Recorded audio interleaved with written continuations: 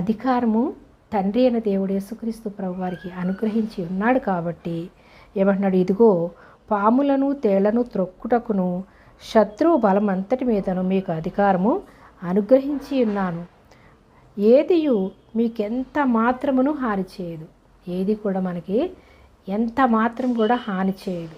ఎప్పుడు మనము దేవుని మీద నిరీక్షణ కలిగి, దేవుని యందు విశ్వాసం ఉంచి, దేవుని మాటకు లోబడి, మనము ప్రార్థనా విజ్ఞాపనలతో ధైర్యము గల ఆత్మతో మనము నింపబడి అపవాది శక్తులన్నిటినీ మనము పారదోలాలి అంటే అధికారము గల ఆత్మ మనలో ఉందని మనం గుర్తించినప్పుడే కదా మనం ప్రార్థన చేస్తాం.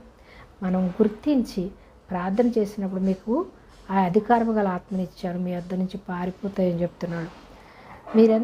మీకెంత మాత్రము కూడా హాని చేయవు, ఏదియూ మీకెంత మాత్రము హాని చేయదు. అయినను